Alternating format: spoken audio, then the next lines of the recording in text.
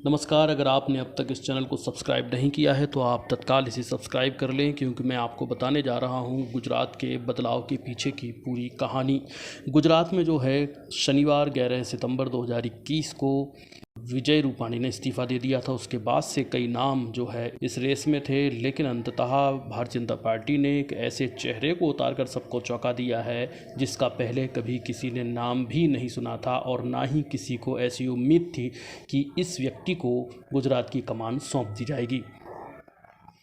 गुजरात की कमान सौंपी गई है भूपेंद्र पटेल को। भूपेंद्र पटेल जो हैं घटलौदिया नाम की एक विधानसभा से जीते हैं, जो 2017 में 1,17,000 वोटों से वो जीते थे।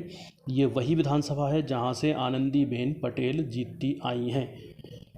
भूपेंद्र पटेल पहली बार के विधायक हैं। इससे पहले उनके पास अगर प्रशासनिक अनुभव की बात करें तो सिर्फ अहमदाबाद की जो म्यूनिसिपल कॉरपोरेशन है उसमें एक स्टैंडिंग कमेटी में वो रहे हैं सभासद। इसके अलावा वो अहमदाबाद विकास प्राधिकरण के अध्यक्ष भी रह चुके हैं, लेकिन विधायक वो पहली बार हैं।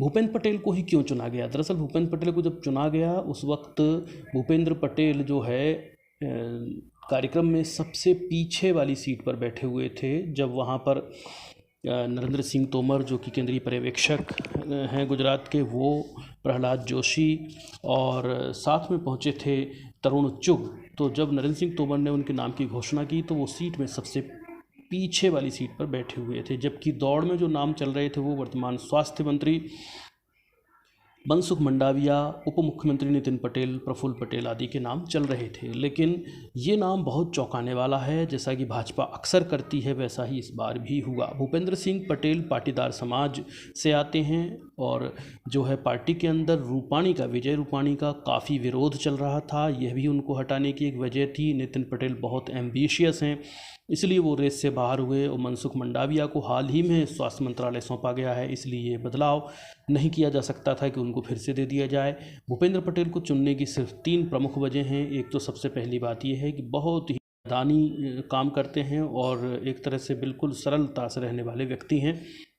दूसरा कारण आनंदीबेन पटेल के करीबी हैं। तीसरा सबसे बड़ा कारण है वो पाटीदार समाज से आते हैं। वो पाटीदार समाज से ही नहीं आते बल्कि पाटीदार समाज की एक सबसे बड़ी संस्था है, वो उसके कर्ता धर्ता भी हैं, जो कि अभी हाल ही में मोदी ने बनाई थी। पाटीदार धाम जो है उसके वो ट्रस्टी भी हैं। शिक्षा की बात करें तो वो सिविल इंजीनियर हैं और जो है एक विजनरी व्यक्ति हैं, और गुजरात को लेकर के उनकी काफ़ी अलग अपनी मौलिक सोचें हैं। मोदी के करीबी माने जाते हैं, अमित शाह के भी करीबी माने जाते हैं, चूँकि उनकी जो विधानसभा है वो अमित शाह की लोकसभा गांधीनगर के अंदर ही आती है। इस हिसाब से देखें तो भूपेंद्र सिंह पटेल को चुना जाना बहुत ही आश्चर्यचकित करने वाला है। लेकिन आश्चर्यचकित करने वाला होने के बावजूद जो है यह ऐसा कुछ बहुत बड़ा राजनीतिक उलटफेर नहीं है, बल्कि गुजरात में जो विजय रूपाणी के नेतृत्व में चुनाव लड़ती भाजपा, जो कि अगले साल नवंबर में चुनाव है वहाँ पर, तो निश्चित ही गुजरात में भाजपा की स्थिति खराब रहती। लेकिन अब जो उन्होंने जो दांव खेला है भूपेंद्र पटेल के ज़रिए, उससे ये कहा जा सकता है कि गुजरात में भाजपा सुरक्षित हो गई है। इसे लेकर के भाजपा के ही जो नेता हैं सुब्रमण्यम स्वामी, जो कि भाजपा से ज़्यादातर समय पर खफा रहते हैं, लेकिन उन्होंने कहा है कि भाजपा ने गुजरात को सुरक्षित कर लिया है। इस तरह से कहें तो भूपेंद्र पटेल अब गुजरात की कमान संभालेंगे और अगले 1 साल बाद उनके ही नेतृत्व में चुनाव लड़ा जाएगा। इस चैनल को अगर आपने सब्सक्राइब नहीं किया है ज़रूर सब्सक्राइब कर लीजिए। पॉलिटिकल एनालिसिस के लिए आप इस चैनल पर आते रहिए। बहुत बहुत शुक्रिया। नमस्कार।